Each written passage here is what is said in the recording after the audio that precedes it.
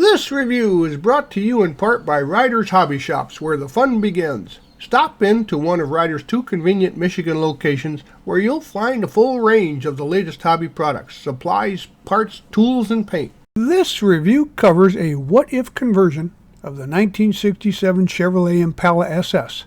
It's a 125 scale kit from AMT number 981. But first, let me give you a little background. Back in 1967, the motoring public would have been shocked to see a gutsy move by Chevrolet to bust open a whole new market segment. As it turns out, that would be accomplished by Chrysler, but not for 2 more years. Additionally, the Dodge and Plymouth offerings then were intermediate-sized cars like the GTO that started the muscle car craze.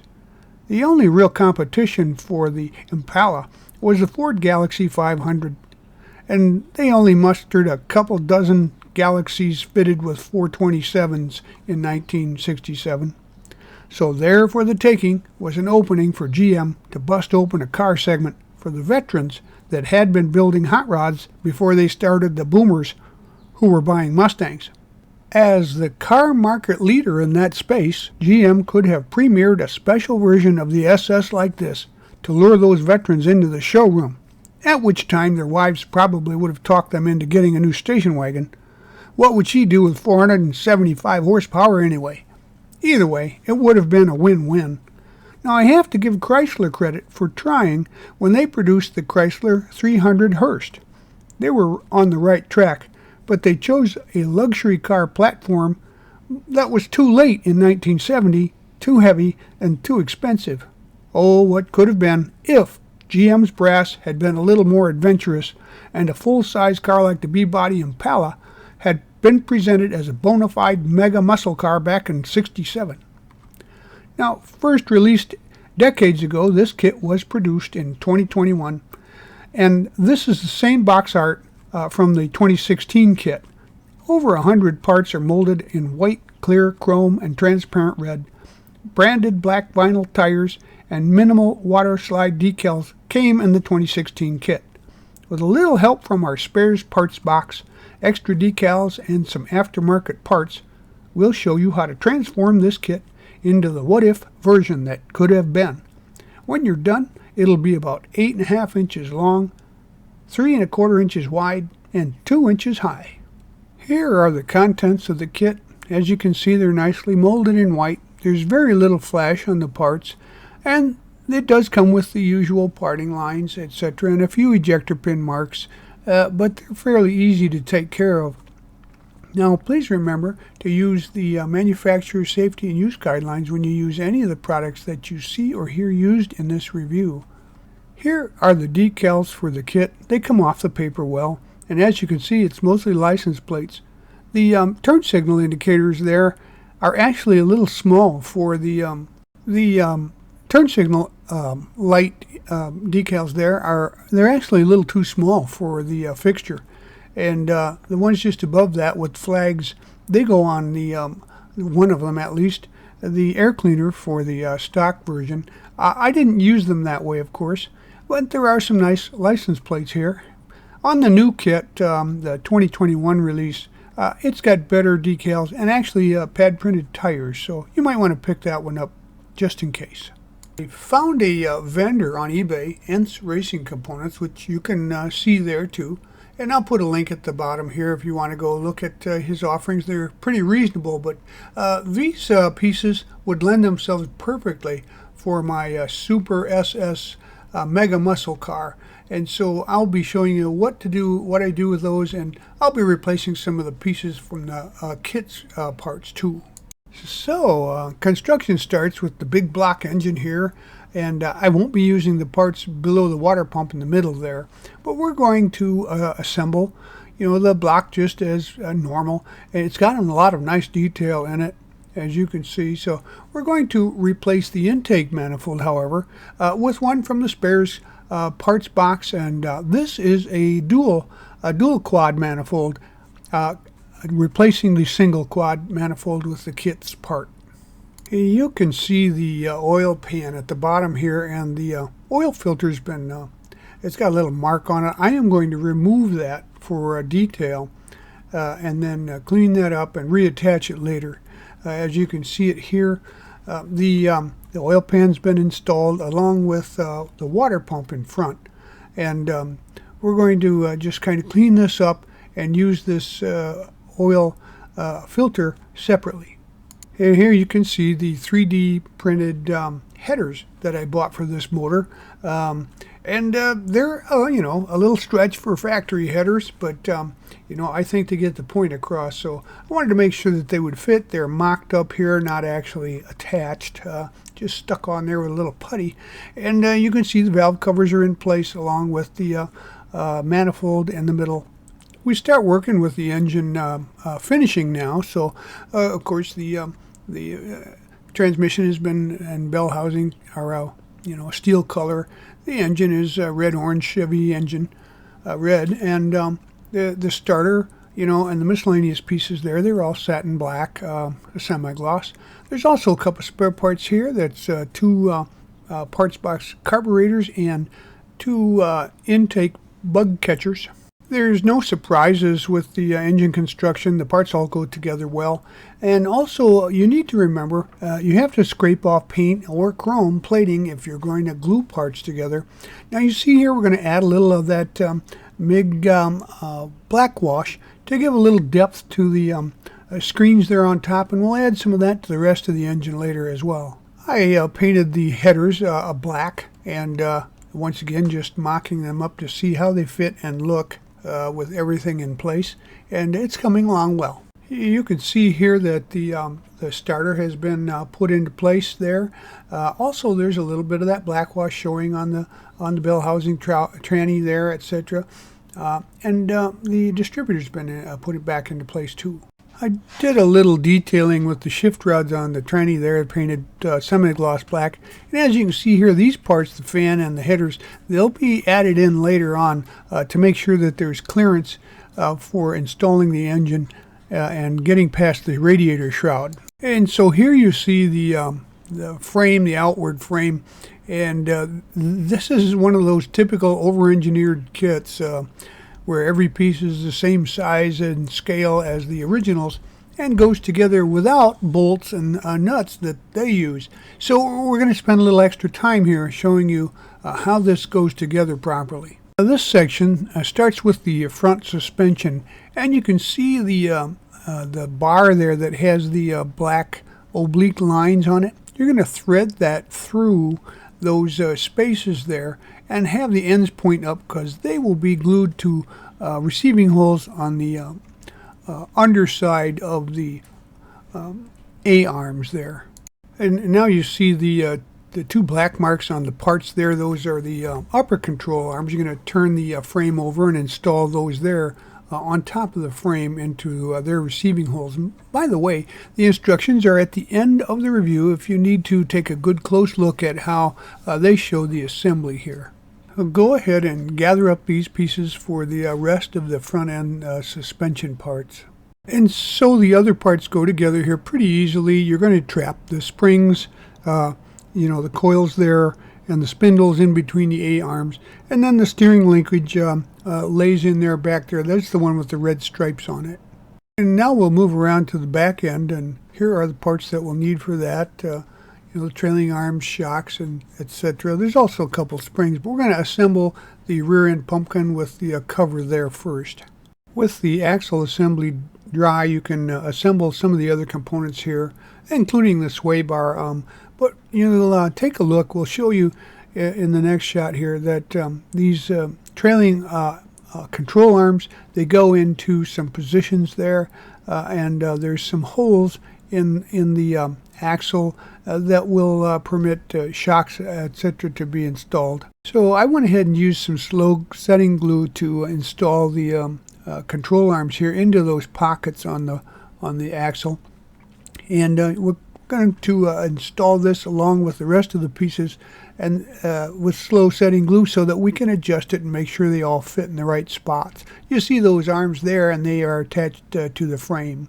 Next, we'll attach the shock absorbers. They've got a blue tint to them there, and to the outward holes in the axle brackets, and also to the frame.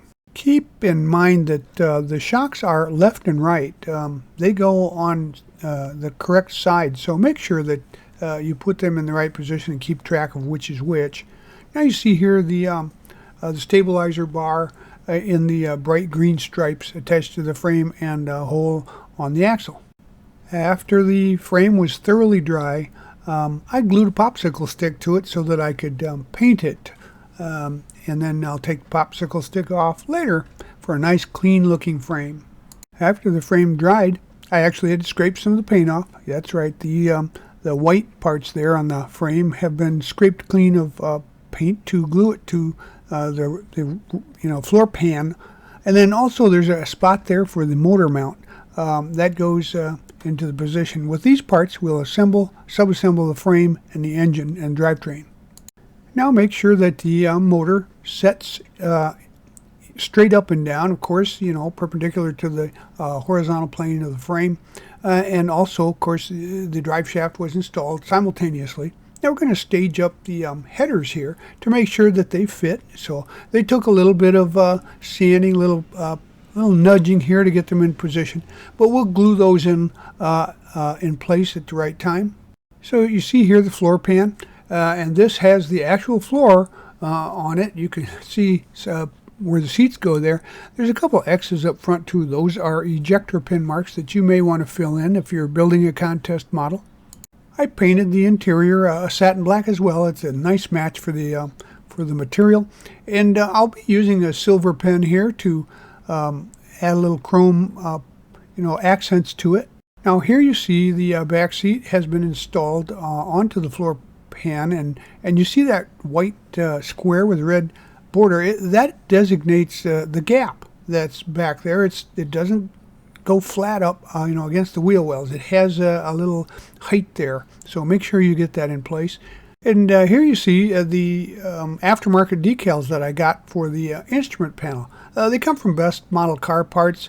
He does a really nice job with gauge decals, and they're not decals, they're printed. You just cut them out and install them so that there's no distortion. But they look really nice and give that dash a nice finish.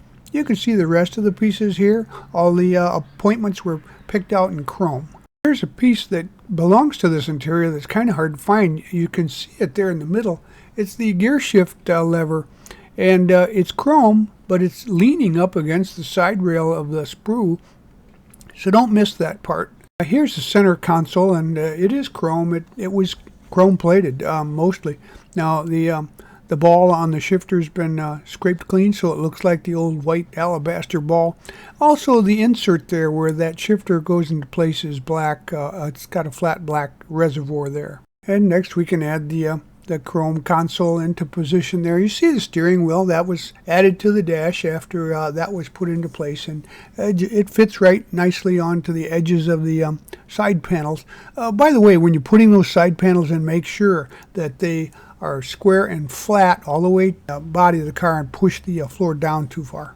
Here you see the bottom side of the floor pan, and we'll be doing just a little bit of detailing here, but not a lot. To me, the exterior of the car is the point of the whole conversion. But the first thing we're going to do is paint the gas tank an aluminum, kind of a steel color actually, and then we're going to mask it off. And next we'll paint the rest of the floor pan satin black. It's a semi-gloss black essentially. And next we'll add the floor pan to the frame, as well as the firewall and some of the hoses and etc. Master cylinder is installed into that hole there in the center right side. You can see it's been cleaned out, but I just cleaned off one of these sprue points so that I could insert that and glue it into position. Well, as you know, we had scraped off the glue from the top side of the frame there, and we're going to do likewise to the bottom of the floor pan, and then we're going to glue that into position. It fits nicely. It's got some nice proper receiving points, so just glue it into place. Now we can clean off the fan boss and receivers there and glue that into position, make sure that dries straight, and then the rest of the radiator shroud and those pieces which are installed onto the frame there. There was opportunity for a little detailing in the engine bay. The master cylinder has a gold tone cap. And also you'll notice there's a radiator cap there that was pointed with the chrome pen. And there's also an oil filler on the valve cover that gets cleaned up and painted with a sharp. Next we can begin work on the body, and in this case it starts with this huge cowl induction hood applique that we got. This is that 3D printed part we showed you earlier, and it was just a little bit too long, so I used a micro saw and cut it off, and then I'll shape it later. I wanted to maintain one of the styling points here, so you see in front of the cowl I opened that up with a little oval there to allow the point of the hood spear to stick out there. And then I cleaned up the back side and smoothed it off so that it looked like a proper fitting and finished part for the conservative Chevrolet designers. I continuously mocked it up and put it into position to make sure that it fit perfectly over that spear and at the back. And I kept going with it until it was just exactly the way I wanted it.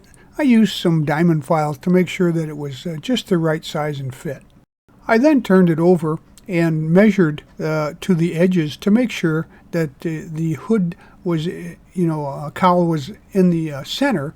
And then I placed a cutout area there and used a rotary tool to go ahead and start cutting those pieces out so that there was a hole in the hood to allow the large, tall, stacks there with the filters on them to protrude through the hood. After I had gotten the hole cut out there, I cleaned it up with some sanding sticks to give it a nice clean edge work. Even though you wouldn't see it from the top side, you could see it from underneath. And next I glued the cowl induction hood scoop there to the regular hood with some super glue. And by the way, 3D printed parts don't just use a regular tube glue. You need to either use a super glue or epoxy to glue those pieces. And as you can see here, I put a little putty and then some glazing compound to finish it off to make sure that it was a nice, not a real sheer, sharp angle there. As you can see, it looks more like a stock part. And a coat of filler primer to sand it smooth yet again. We went now to the back end here, where I'm going to start fitting some things to put the rear airfoil into place, the rear wing. And as you can see there, I just marked some lines where the trunk was, because I needed to use some spacers and then go inward of that, so that, of course, the wing is attached to the trunk, and it won't prevent it then from using the trunk. It comes up with it. And I used some files and filed off a nice flat area there with some styrene that I was going to use to add the pylons for the mounts. And here you see a little bit of kind of a test fit, a mock-up, to see how it would lie. I also went and tapered the edges there so that they were more closely aligned to the flow of the body. And it's just mocked up here in place with a little putty to make sure that I've got it in the right position and that the stanchions there are going to work properly. Here's a close-up of that taper, and the parts that you get, these 3D printed pieces, they sand pretty easily, so you don't want to overdo it and be too aggressive when you're working the pieces. And then once again, I mocked it up there so that I could see how it looked against the body and had the right attitude for airfoil. And you'll find the usual characters here on the body, some parting lines on the edges of the fenders, etc., but not too bad, really. And here I drilled some holes for eventually the mirror posts that will go into position there. In the back end, there's a little impression. I think that might have been a chrome trim piece on a different version, so that was sanded off as well. And over here on the right side, you see there's a black mark there where there used to be a script, but it was kind of crooked. So it looked crooked to me, so I sanded that off too. At the front edge of the front quarter panel, I sanded off the script work there because it was kind of washed out. You could barely see it. I wouldn't be able to pick it out very well. So I decided to use the emblems that should have gone on the air cleaner to mark that script. And when you flip the body over, there's some ejector pin marks that are they're pretty bad. You'll want to clean those off if you're going to, you make a contest model. Also, there's some script work that should paint over with primer, but if you have a light color, you'll want to just sand that off first. Next, I did the old spoon test here. I painted one with a gray primer and the lower one there with a white primer to see which color would be more appropriate for my mega muscle car. As you can see here, the upper one's kind of an olive green, and I wanted something a little more standout-ish, so I went with the lower and the white primer for the body. But first, I painted the whole thing with the gray primer, and the purpose of that is because you can see imperfections better than you can when you use white primer. And after that, I sanded it and cleaned up any imperfections that were left. Once that was done, I gave it a nice clean up, and then I painted it with a couple of light coats of filler primer white and gave it another overall sanding to clean up any issues. Following that, I gave it a couple of mist coats of Krylon Fusion Gloss Jungle Green, and I went around the windows with the black Sharpie to give it a black trim. When all of that was dry, a couple wet coats of Tester's Wet Look Clear sealed everything into position. After the paint had fully cured for a couple of days, I outlined the hood scoop with some of that bendable Tamiya curve tape and some gold metal foil for the peak there. I then sprayed that after I'd masked off the rest with some satin black. There aren't very many decals for this kit, and I didn't use too many of them. I used the SS plates there and the marker lights, and I cut the flags off of those emblems and the 427 off of some spare decals, as well as a couple more that you'll see later in the build. On the underside of the hood, I marked out the insets there where the insulation would be for the hood, and then I filled that in with paint later on to make sure it had a nice crisp look to it. Here you see some decals that I printed out. A couple of them came out nice enough to use, and I'm going to put them on some bare metal foil. I applied the bare metal foil to the sidewall of the cowl induction scoop there, and then burnish it down so it's nice and shiny. I want that to come through to make the emblem look as if it's made out of metal. After the decal was nice and dry, I used a hobby knife and I scribed around the outside very carefully of the decal and peeled away the extra gold foil. And here you see some more of the exterior pieces. The chrome strip there is applied to the underside of the hood there, right on the front edge. So you got to scrape the chrome and the paint off to glue that into position. And there's also a couple of sport mirrors that we'll be adding to the holes we had drilled earlier. To continue with the green and black theme that I'm running throughout the car, I added some 1/32 pinstriping to follow the curves of the nice flowing fender edges there. And you can see they came out pretty nice. They're a little large for scale, but they actually had some big stripes like that at one point anyway. For some more detailing, I used a little of that bare foil to foil some of the rocker trim there. You see that. Also, I got a wide brush and thinned it out and painted flat black on the interior where the roof is, of course, and also the engine bay. The only other area that I foiled was the quarter windows there up by the A-pillar. I just wrapped those with some foil to give them a nice clean look, and it kept some of the GM brass happy. And so here are some of the exterior pieces we'll be adding. Of course, the bumpers and the tail lights, the wipers, they'll be detailed, but one little trick that I've learned from the military guys who build aircraft is that you don't have to glue clear parts on. You can use tape That's right. This is tape. It's two-sided tape, the kind that they use to apply window glass or the glass to your phone. It's very thin and it's black. So in this case, you wouldn't even see it. I just put it into place, peeled off the backing, and stuck those windows into position, and there was no glue anywhere. I used the same way to mount the mirror, and I used it in a number of other places as well. I've never had it come off.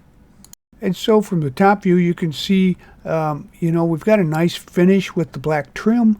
The door handles were painted with some chrome paint, and the windows are in place, as well as the battery up in the engine compartment.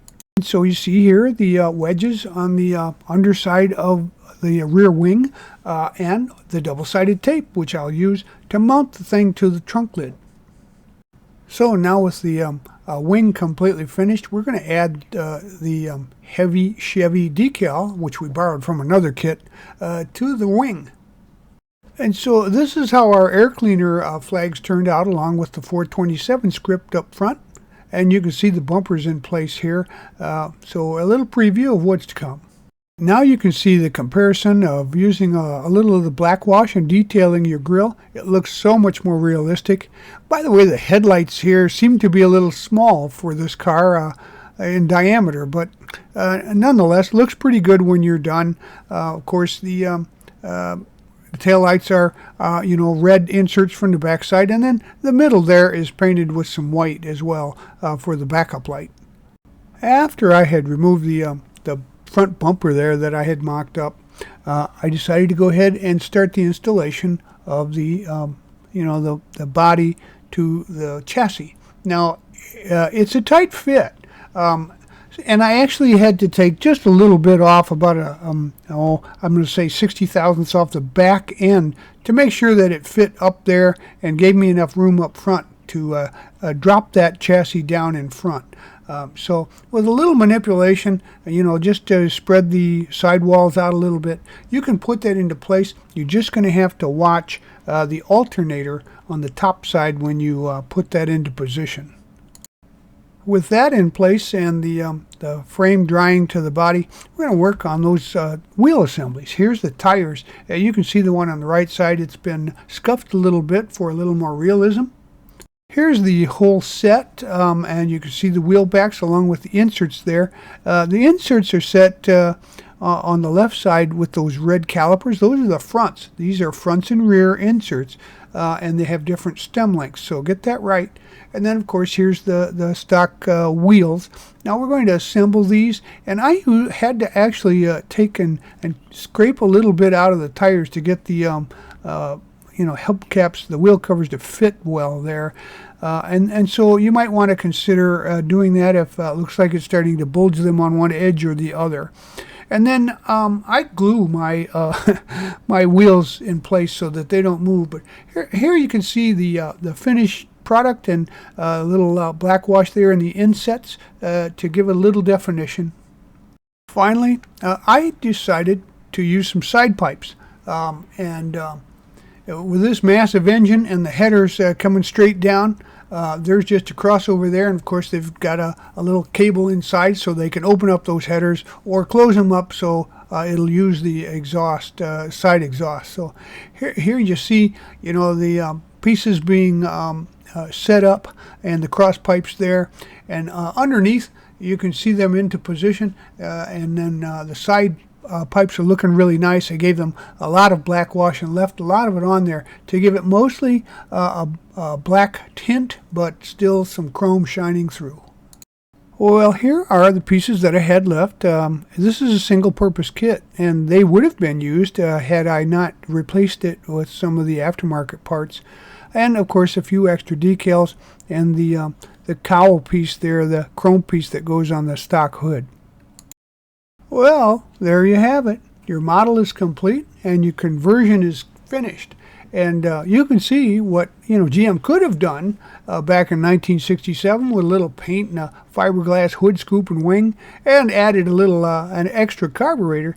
But it surely would have made a splash in the market, if for no other reason than to just bring people into the showroom. But I think they could have really started something here had they followed this trend and been a little more adventurous. But nonetheless, that's history and we can't change it. So we can make what-if models to change it in our minds. We hope you enjoyed this premium model kit review and conversion. And so that you don't miss any more, please subscribe to our YouTube channel. You can do that by clicking on the icon in the lower right of any of our reviews. And you could find us on Facebook or our website, rightonreplicas.com. Thanks.